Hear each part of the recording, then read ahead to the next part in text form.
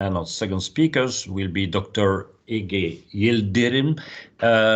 She's an urban planner, a heritage conservation specialist with more than 20 years experience working in Turkey and internationally. Her work focuses on heritage policy and governance, UNESCO World Heritage, sustainable development.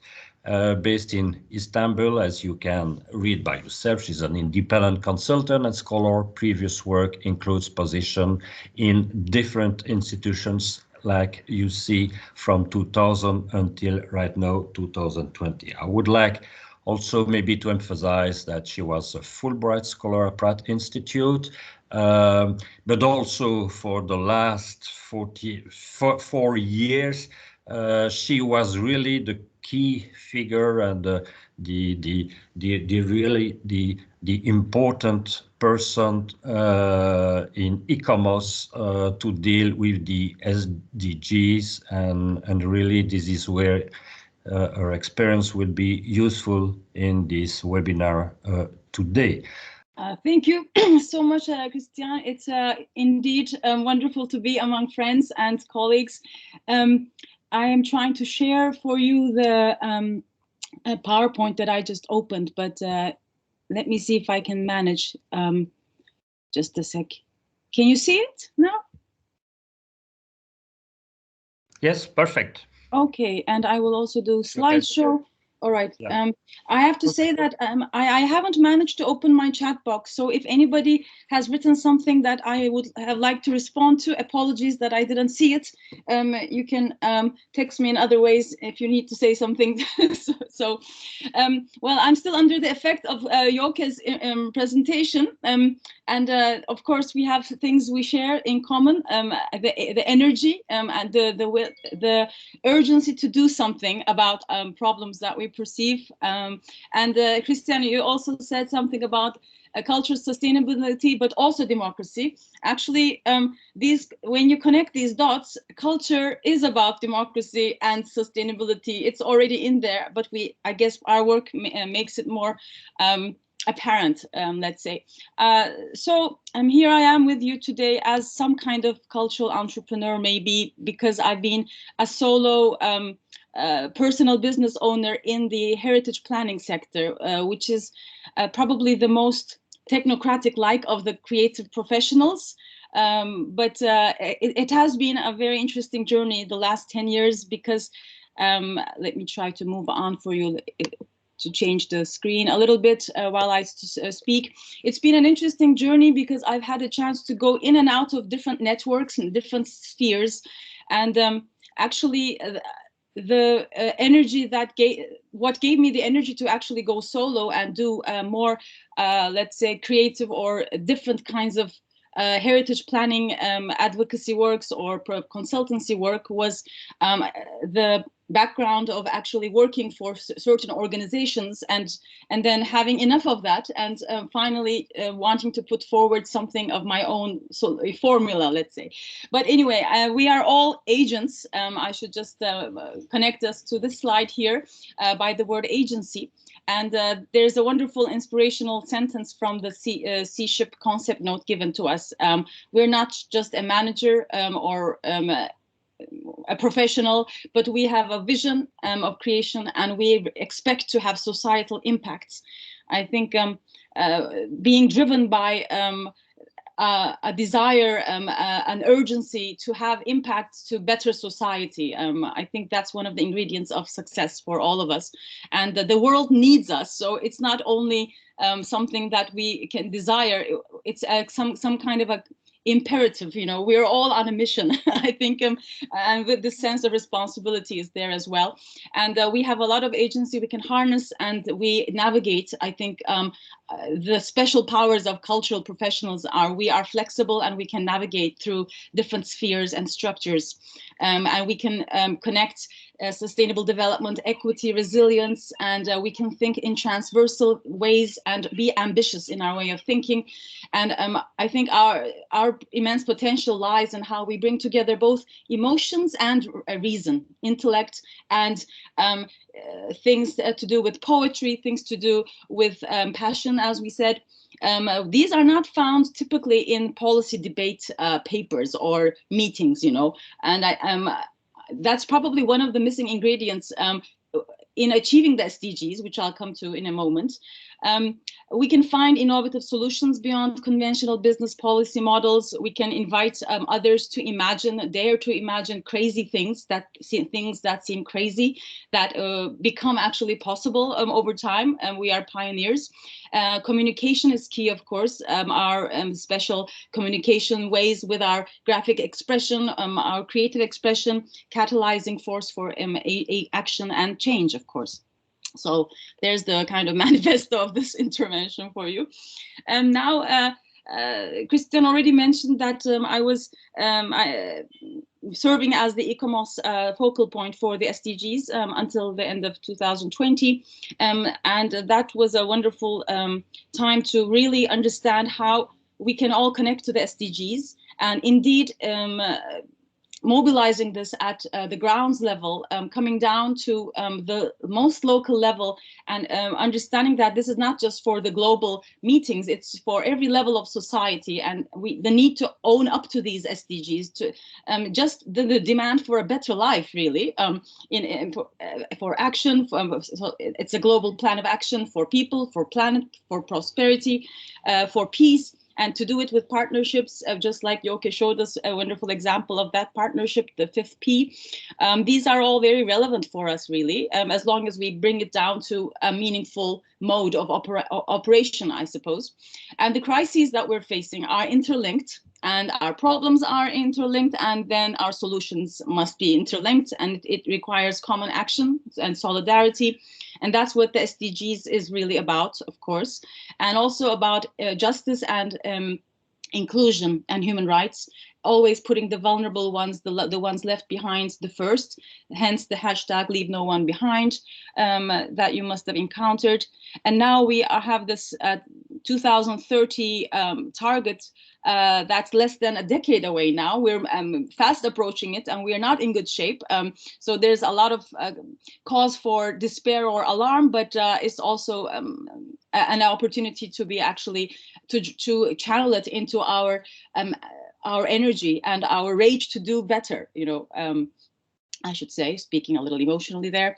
Now, moving from the SDGs, I'm just going to show you some example selections of the different kinds of advocacy networks that I've been exposed to or supporting in the past years. And the thing is that as cultural actors, or our sector in the cultural field, we have been somehow left behind, also undervalued and underutilized. And there's a lot of not only economic value, social value, human capital value that development actors and the development world are failing to see.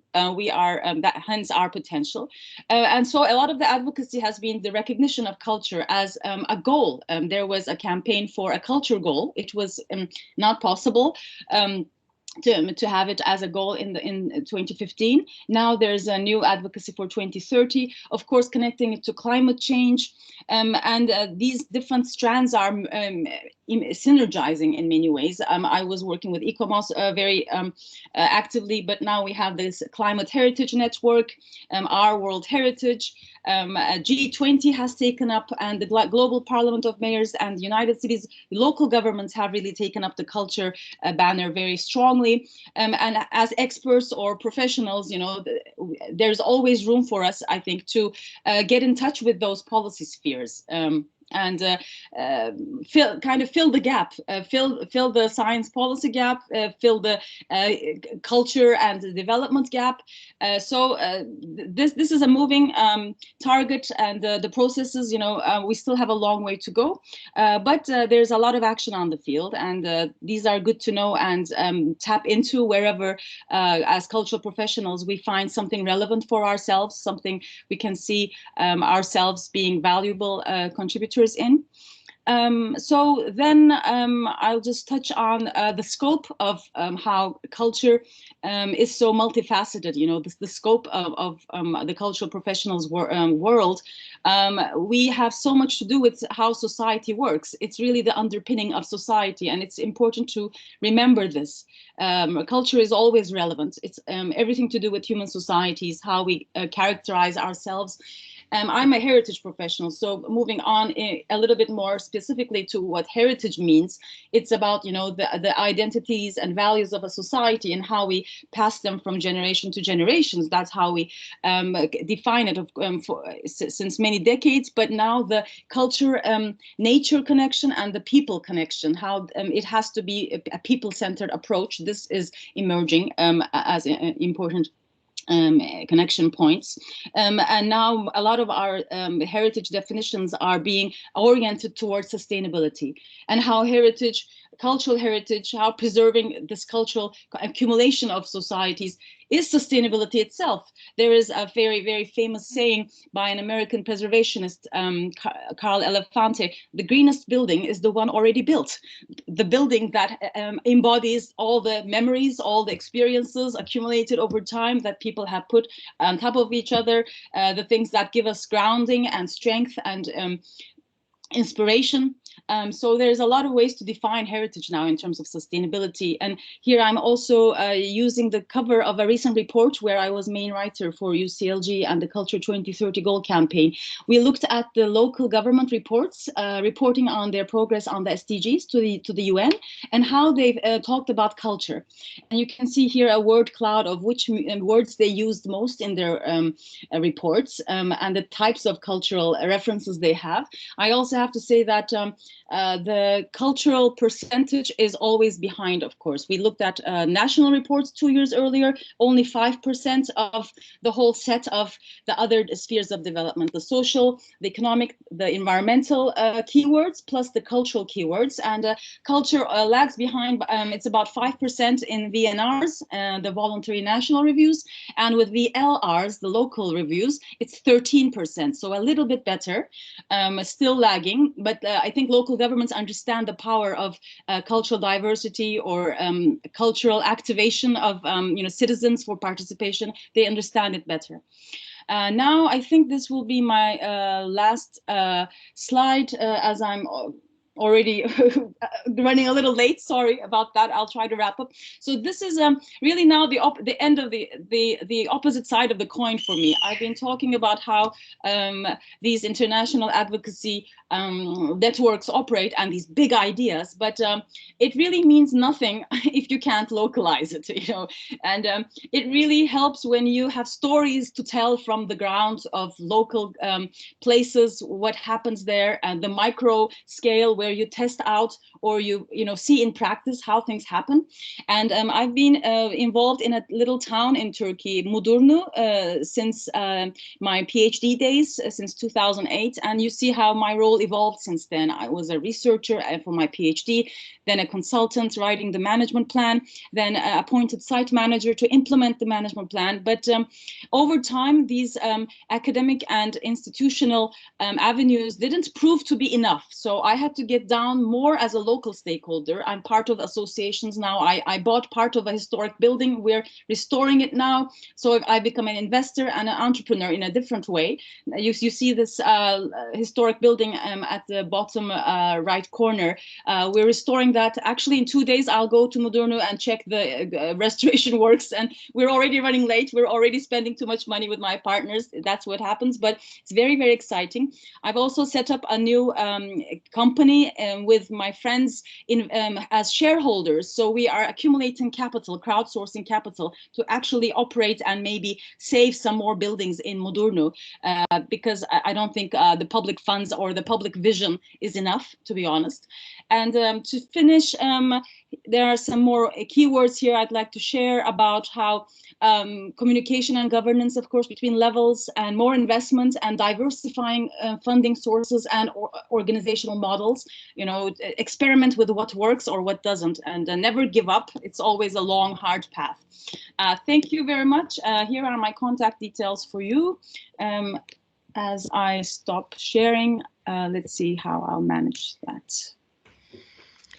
Thank Yes. you. Thank you very much. Thank you very much, Ege. I think this is also very inspiring, and the example of Teramudurnu makes me think, Ruba, now that we going to work with countryside in Ecuador, in Cuenca, with the KLeuve, where that was based on the Villiers project, and we saw this, you see, participatory bottom-up approaches where people deal in a sustainable way with what they get, with what the natural and cultural assets at the same time. And you really play the role of, you see, the mediator there in a system where all the different layers about social, technical, economic, cultural thing, and where we need also people. Entrepreneur is also being a mediator. It's not just working, I mean, for yourself or to achieve some impact, but to be able to make everything going right. Like in conservation, we need these experts to be also mediator between the regulations, between the collective impact, between the private and public. And thank you for really emphasizing that. And I think that we should come back later or in order to speak more about that and to connect about that.